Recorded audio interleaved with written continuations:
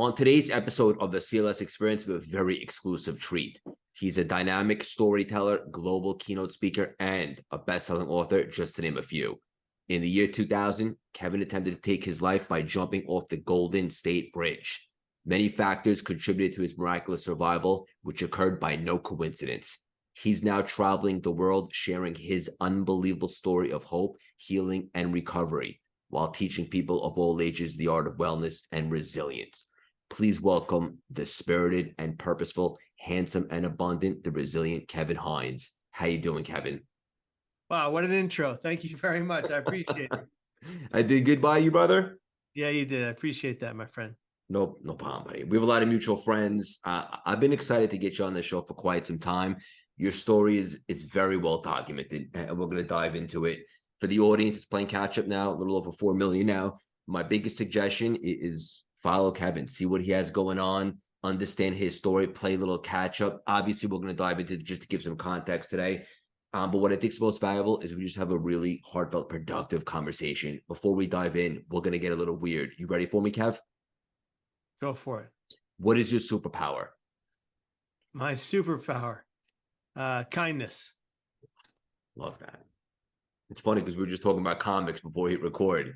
So that is right on brand. Hell yeah.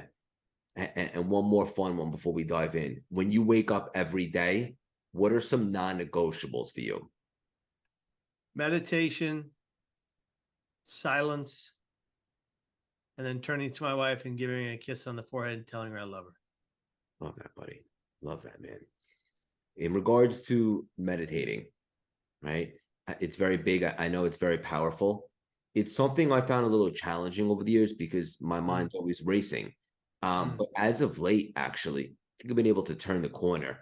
And one of the reasons why I believe I have and why it's so valuable, tell me what you think, is because when you're able to be really mindful, you get really present. And then you're not worried about what's happening 40 minutes from now or 10 minutes ago. You're just in the moment. And mindfulness is a portal to expansion.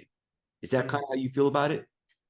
I agree with that. I do transcendental meditation in the morning and in the evening. It benefits me immensely.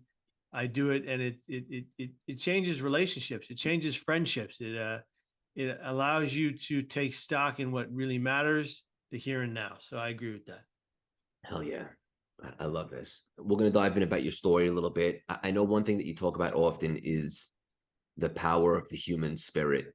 And it's interesting because I don't want to say sucker, but my favorite movies are always those movies where the hero has to go through something and then they overcome the odds and so forth. It's the only thing that can make me cry these days. What is your position on the power of the human spirit? Well, it's the crux of the hero's journey, right? Every comic book is based upon it. The hero's journey is where you go from extreme pain and struggle to success or triumph. So triumph over adversity is the key there. And I think we've all in some way, shape, or form, depending on how old we are, have to triumph over something, have to overcome some kind of painful experience. Pain is universal. Pain is inevitable. It's coming for all of us if it hasn't already. But I choose to say that suffering is optional. It's a choice. Every clinician I used to have told me I was suffering from bipolar, suffering from depression, suffering from mental illness, suffering from eating disorders when I was, and it was terrible.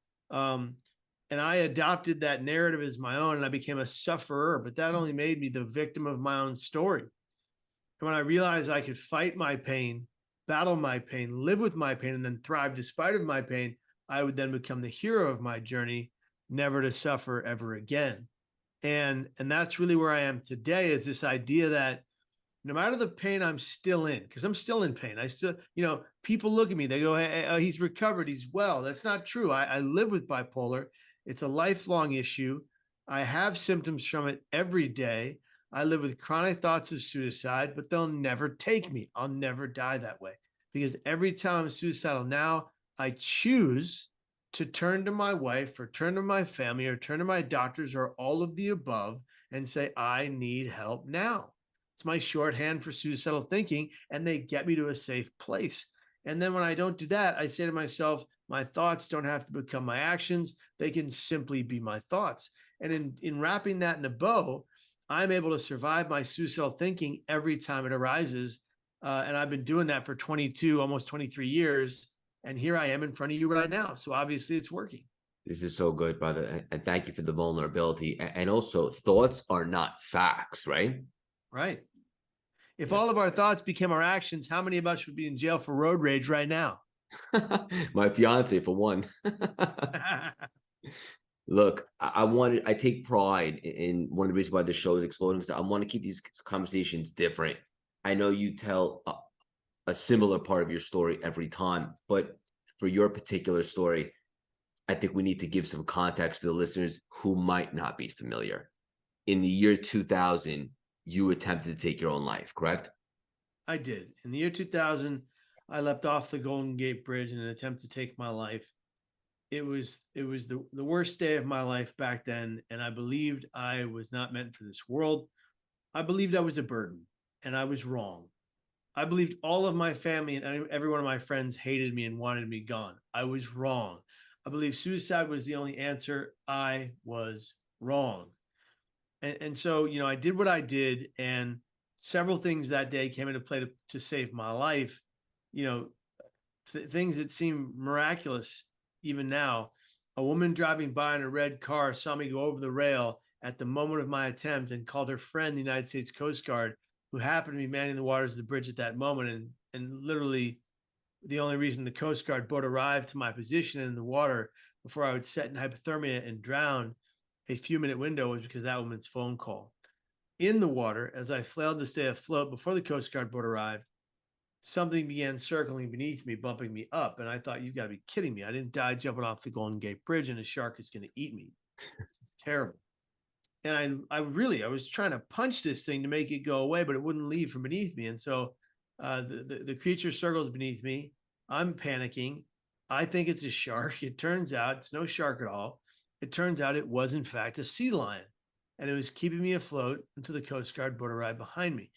That day, on that day where no human would help me, when I got to the Golden Gate Bridge, when I was on the bus on my way to the Golden Gate Bridge, where no human helped me, this creature that didn't speak my language saved my life. The Coast Guard secondarily saved my life, and a doctor named Dr. Jonathan Levin did surgery on my back to save me the ability to stand, walk, and run. So all of these people and things got together in this perfect circle of hope to keep me safe. And I can't take that for granted. I have to appreciate that to the 10th degree. I have to know now that I'm meant to be here until my natural end, never to die in my hands. We have a 1 in 400 trillion of a chance to be birthed into this world. 1 in 400 trillion. If that's the case, my friends, you better know you're not meant to take your life. The odds of you being here mean you were meant to stay. So stay. And what I say to people is this: if you're suicidal, recognize something. We're all going to die. None of us is immortal. Give yourself time plus hard work for things to change. It's not going to happen overnight. It's not going to happen in a week or a month. You got to put in the work to change your brain and change your life, to make things just 1% better every single day. You have that ability. You have that power. Take the power back, take the control back of your life, and move forward. This is so good, brother. And for the audience listening, there's obviously many people that deal and struggle with emotional pain all the time. So this conversation is so helpful. A couple things I want to unpack before we talk about how people can utilize these strategies and so forth. That day, I was doing my homework and I read, correct me if I'm wrong, you had a thought in your head that if one person on your way to jumping off just tried to stop you or see if you're okay, you wouldn't have done it. But nobody did. Yeah. I made a pact with myself, much like many suicidal people do. It's called if then. If one person says or does this, I will. If one person says or does this, I won't die today. And my pact was that if one person says, "Are you okay? Is something wrong? Or can I help you?" I would have told them everything and begged them to save me. And nobody said that on the bus. Nobody said that on the bridge. People ignored me, laughed at me, laughed at my pain, asked me to take their pictures. You know, I was left broken, devastated. And I said to myself, absolutely no one cares. It was probably the greatest lie I've ever told myself. My father cared. He tried to be there for me that morning. My mom cared, my brother, my sister, my family, my friends, people I barely knew, people I hadn't talked to in 7 years would end up writing me letters in the hospital saying, "Why didn't you call me? You have my number. I would have been there." So, this idea that no one cares is nonsense. And if I'll be clear, if you really feel like you have no one in your life, or if you really have no one, if you're living this, but by your standards, a terrible existence, addicted to substances, struggling with your brain health, that doesn't mean you're worthless. You have worth, you have value. You're just struggling right now. Give yourself time plus hard work for things to change. It's not going to be easy. It's not going to happen tomorrow. But with that effort you put behind your hardship to get to a better place, that's where you'll end up, in a better place, with light and love, hope and happiness. And is it gonna be simple? No. But it's gonna be plausible and possible, most likely if you put in the effort. And so people often say to me, "Well, what do you know about it?" Well, let me tell you. I was born in a crack motel. I lived in and out of crack motels in abject poverty in the beginning of my life. That's where I came from. My life was horrible. My infancy was terrible and tragic. I was fed Kool-Aid, Coca-Cola, and sour milk as my first diet. That infant trauma caused me to be abandoned by my birth parents. My brother died right next to me. I had a terrible start. But then Pat and Debbie Hines saved my life, made me their son, gave me a future, right? And I grew up in this wonderful childhood and this great adolescence. But then my brain broke and I had a complete mental breakdown at 17. And by 19, I attempted to take my life off that bridge. And then I went into a 20-year battle for recovery.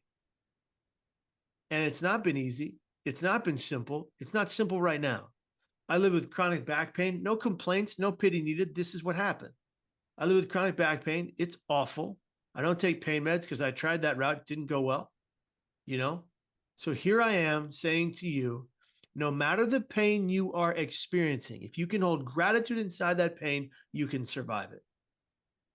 As a matter of fact, a friend of mine named Ricky Mendez gave me a little tidbit of information. I know Ricky. Yeah, you do. You know Ricky. It's great. He gave me we were just on the phone today. He gave me a little tidbit of information that I really love from Viktor Frankl's book. And Viktor Frankl survived the Holocaust. And this information is like, what he was saying was, instead of writing down 3 things he's grateful for when he's on a plane with a screaming baby, which drives him insane, he writes down, why is the screaming baby benefiting me? And he said, because I can hear. Look at that. It's a matter of perspective. Every outlook we have, every situation we go through, every life experience we exist upon, if we just perceive it in a different way, we can overcome the pain. If you look at the pain as something that will help build you, as opposed to something that will defeat you, it will build you brick by brick from the ground up until you're stronger than ever. It's incredible. 100%. Perspective is everything. And it makes me wonder, do you think that you are being qualified so you can now speak on this and impact millions? I think that's a big part of it. Look, I don't believe in one purpose. I've never believed in one purpose. Sure. I believe we are all multi-purpose. My purpose is to be a good son to my parents, a good brother to my siblings, a good husband to my wife. In the past tense, before my dog died, it was to be a good dad to my dog. And it's to be a good friend to all of my friends and family, right? And it's to be a kind and compassionate person to people in pain. And so if that means I travel the world 300 times a year sharing my story and trying to help people stay here, then that's my one of my main purposes. And it's been a gift. It's been the biggest gift I could have ever received. The greatest point of therapy I could have ever known has been me reaching out to others as opposed to sitting in a chair and telling my story, you know? And then because as you know, when you tell your story, people tell you theirs. And it's an incredible exchange of sometimes trauma to triumph. What I love about that is, and people ask me all the time, Kevin, how do you deal with hearing so much pain from so many people simultaneously or right after each other? How do you deal with, going to a speech with thousands of people and having 100, 500 people get in line to tell you their story? I compartmentalize it. I have to. And I don't let it affect me. I used to let it affect me in a bad way. I used to let it, it would really get me down, really hurt me. Drain you. Because I'm an empath, it would drain me. But then I realized if I just look at it in a different way, I can take it. If I look at it as a gift from each and every one of these people, they're giving me a gift of sharing their story, sometimes for the first time ever. They're blessing me with that gift. If I just appreciate it, I can hear it without hurting. It's amazing. And oftentimes when you are dealing with pain or anything like that, just talking about it can make all the difference in the world, right? Yeah, talking about it, being honest about it. And it's still going to hit me hard. It's still going to be tough to hear because they're going through some harsh things. But that's when I go back and I talk to my wife and I tell her what I heard, and she sits with me together and we break it down into a piece that can be understood and taken in and not not let it become overwhelming. Yeah, so good. I want to ask you this, Kevin, then I want to talk about some other stuff. The day of, right? Is that, and for anyone that's dealing with this, I imagine there's a pattern. Is this something that's more spontaneous? You wake up that day and you're like, this is it? Or has this been building up for quite some time and you almost planned it? Most people don't know that I attempted 2 times before the Golden Gate Bridge. They were mild attempts, but I did. At the bridge, I don't feel like I decided to take my life. I feel like I was compelled to take my life. I heard you say that. Yep.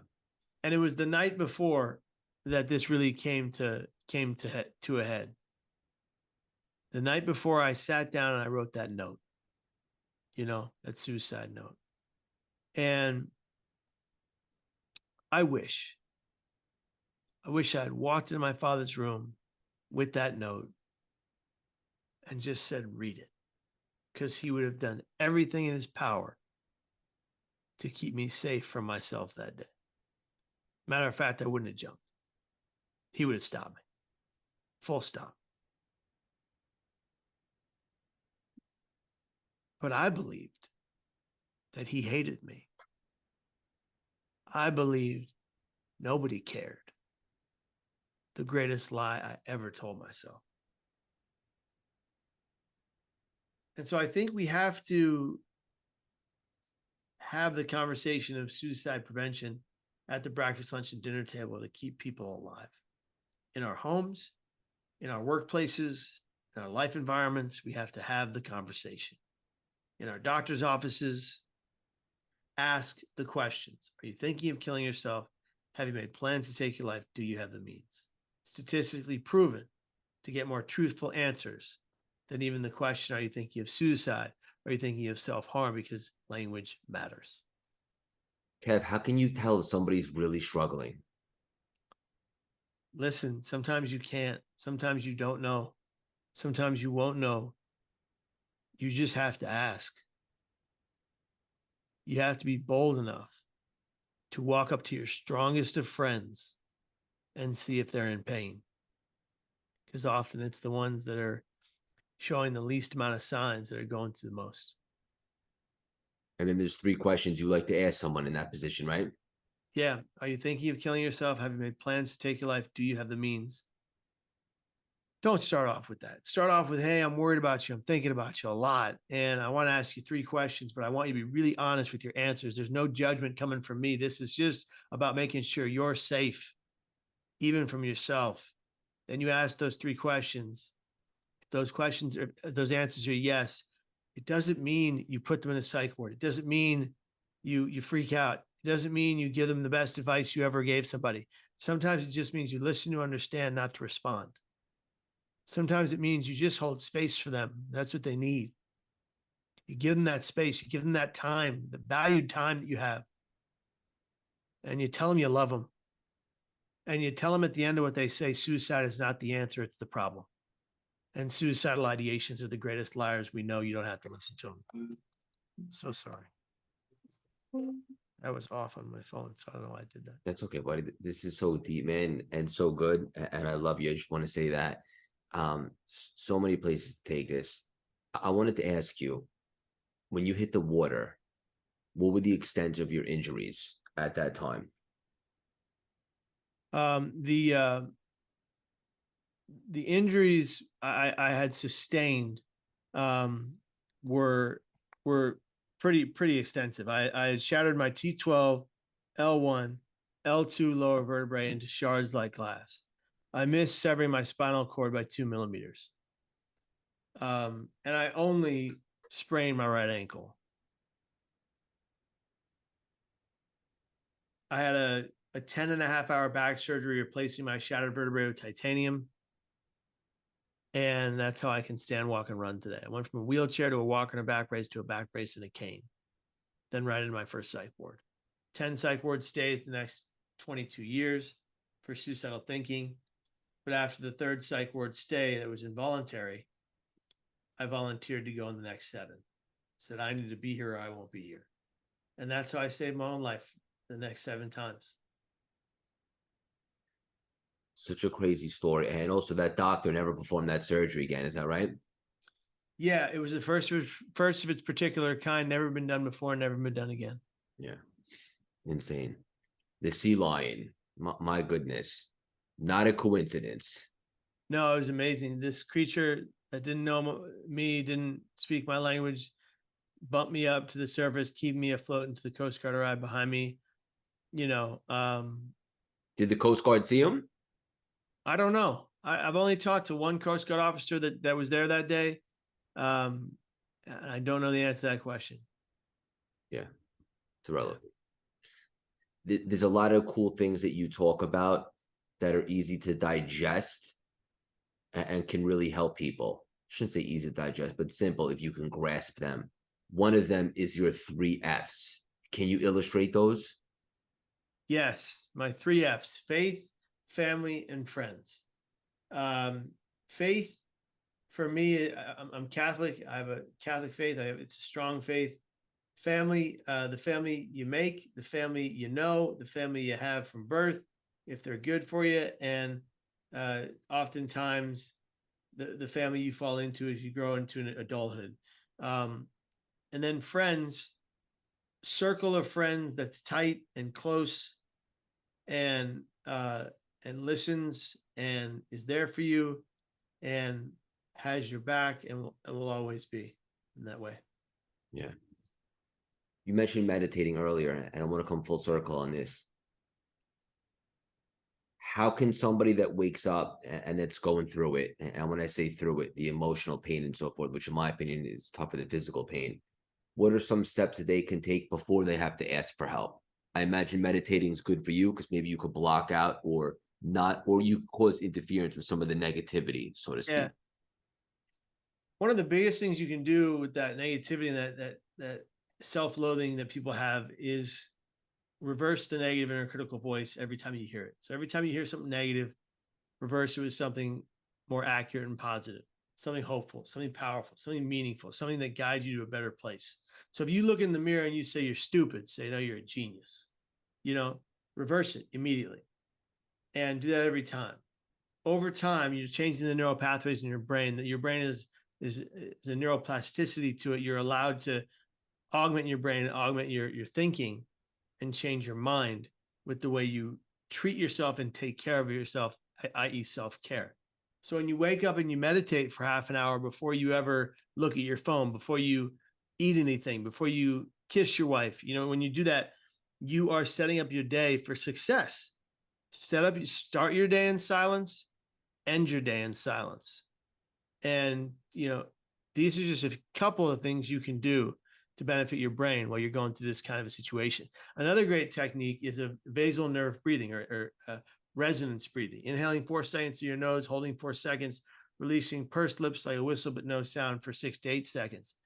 Don't do it if you have low blood pressure. It's not for you. It's for people to lower their blood pressure, lower their heart rate, quell a panic attack, quell an anxiety attack, lower an adrenaline rush, and it actually can lower your blood sugar over time just by breathing. It's incredible.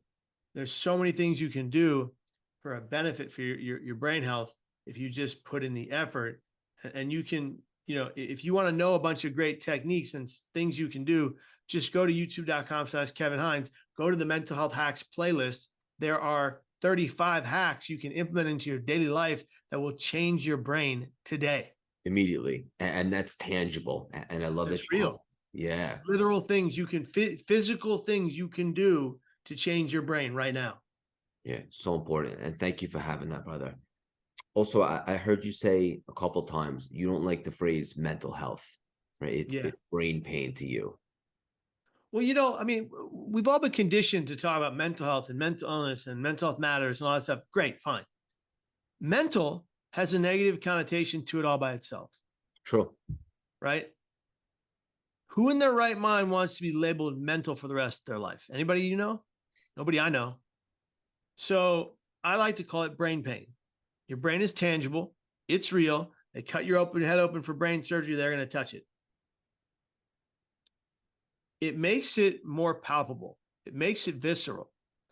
And if you call it brain pain, brain illness, and brain diseases, your brain can become diseased just like every other organ in the body. Your brain is the single most powerful organ you wield, mostly on automatic mode, controlling every action, inaction you take, decision, indecision. And for lack of a better way of saying it, your brain is malfunctioning, there goes the rest of you. So we have to, I think, change the language. Now, I'm going to be really clear. When I post about it, when I talk about it, I still include mental health because it's so common for people. And if you don't include it, people don't know what you're talking about. True. So I have to balance it out. I have a video that's coming out on my YouTube channel called Mental Illness versus Brain Illness, or mental versus brain pain. And let's call it what it really is. I think we need to change the language over time and help people recognize that, what gets me going with mental health challenges is that the people around us don't think they're real because they can't see them. That's why I want to call it brain pain. That's why I call it brain health. That's why I call it brain disease. Tangible. That's as real as the hands in front of my face. Yep. I love this.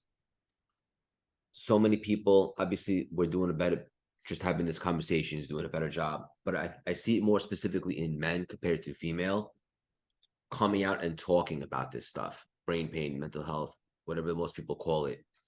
We want to make it less taboo and to be open and to lean into being vulnerable, right? And everybody's dealing with something. Yeah. How can we be better at this to make it more normal to talk about it? Obviously, this conversation helps. Yeah. I think we need to have parents specifically, as your child is growing up and becoming the mature individual they're trying to become, as you're trying to help guide them to that place, you need to understand everything there is to know about brain health and brain health issues and challenges. So, because none of your children are immune to this kind of struggle. None of you are immune to this kind of struggle. So educate yourself. Read every book about these topics as possible because they're coming for our kids every single day. And you need to be prepared on what to do, what to say, who to help them turn to. But you also need to be empathetic and non-judgmental. You need to not tell them that it's all in their head. You need to not tell them that they're going to be fine. That doesn't do anybody any good. It'll be fine. That doesn't help anybody who's really struggling inside. You need to be accepting of their pain and say, I'm here for you. You can tell me anything and I won't get mad at you. I'll just listen, or I'll just be there. This is a safe space. You know, I was just in a meeting with a high school group, and they had sent in the depression assessments to the kids, and we're in the previous year, or previous years pre-COVID. The response from students was 30% said they thought of suicide. When they sent the assessment home this year, 70% of students across the high school from 9th to 12th grade said they had considered suicide. It's a big jump. That's just one high school with maybe 3 counselors, with a high school filled with maybe 2,000, 3,000 kids. You know how terrifying that is for an educator? Terrifying. Let alone the parents that have to read that when they get home. Like, there's the parents saying, the teachers are saying, watch your kids closely. It's the same response. Breakfast, lunch, and dinner table, have these conversations. Be bold. Don't be afraid. You're afraid, you're going to lose some people. I think that we talk about all the economic consequences from the pandemic or lockdown, inflation, all that stuff, but we're not talking about the side effects or the mental component or the brain pain that came out of all the isolation from the pandemic. And the numbers don't lie based upon the data that you just gave. You know, that was just one high school, but I think also what people didn't recognize is, like, the mental health, the brain health challenges, they existed. They were there before COVID. Sure. COVID exacerbated them, certainly. And COVID made people speak up more.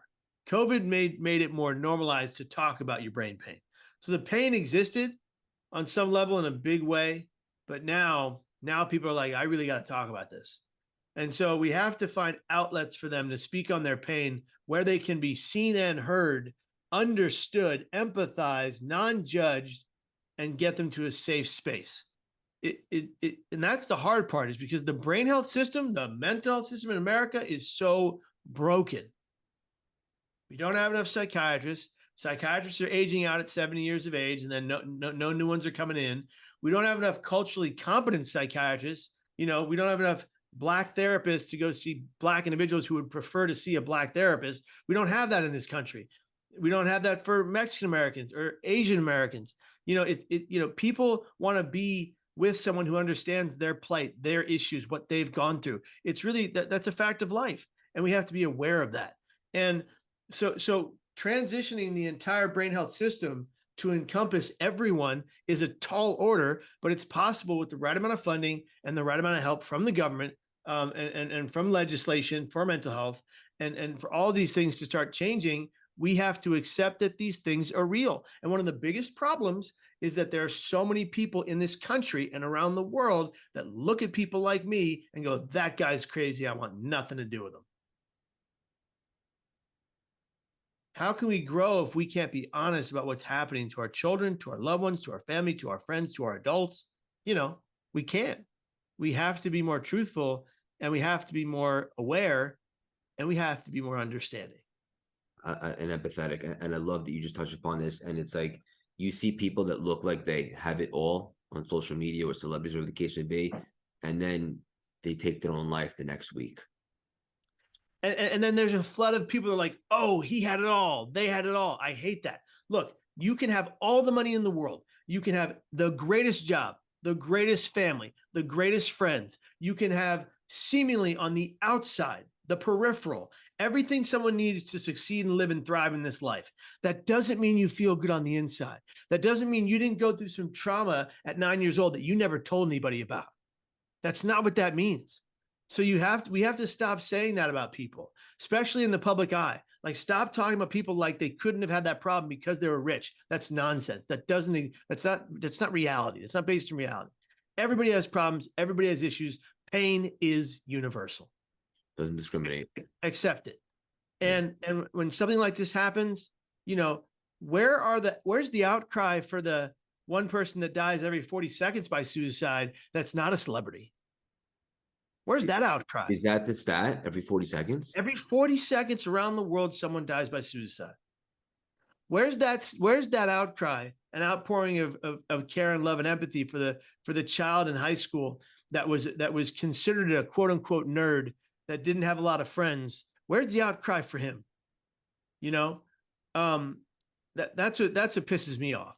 You know, and the other thing is I made a video recently and I got some flack for it. I don't care. Saying I'm not going to comment on public facing suicides anymore. I'm not going to comment on it. I'm not going to make a post. And here's why. Because their family and their friends have to see their pictures on that feed for the next decade. And I get it. You're saying we love them. You're saying we cared about them. You're saying we're sorry for the family. You're saying condolences. That's all fine. But how do they feel seeing that feed never ending about the person who died? I don't think they feel good about it. The person they loved is gone. You didn't love them. You just knew about them. Let's respect them. Let's respect what they're going through. Maybe they need some quiet time and some space for their real friends and their real family to surround them in this moment of pain and get their back. And I used to do it all the time. I would post about this person, that person. I don't do it anymore.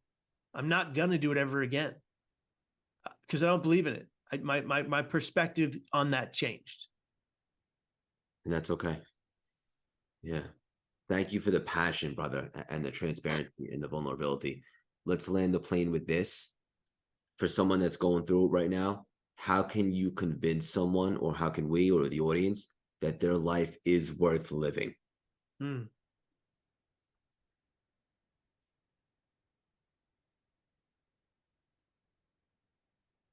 I will be frank. I don't know if I can convince anyone that their life is worth living, but I will always try. And I will say these words to someone who tells me they're suicidal. You are valued, you are loved, you are worthy, and you matter. And I promise you, I know I don't know you from Adam looking at you through this screen. I don't know you, but I love you. I want you to be here tomorrow and every day after that. And suicide is not the answer. It's the problem. You're meant to be here. 1 in 400 trillion of a chance to be birthed into this world. You're not meant to die by your hands. I promise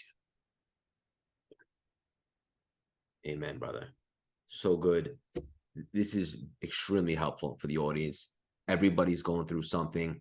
We just want to create some space for people to feel a little bit more comfortable at speaking up, and also maybe give some tangible tools for people to check in on people or know what to say, and some tangible techniques and so forth.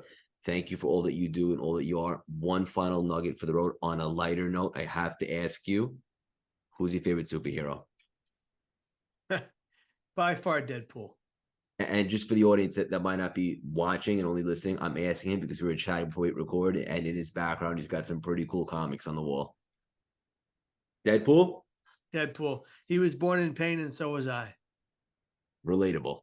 Yeah. Yeah, hell yeah. Hang up for 1 second. I just want to connect with you after. Kevin, sure. I want you to know you're the definition of perspective, authenticity, and wisdom, from taking your life experience to spreading positivity, light, and deep truths. I could personally guarantee your best is yet to come.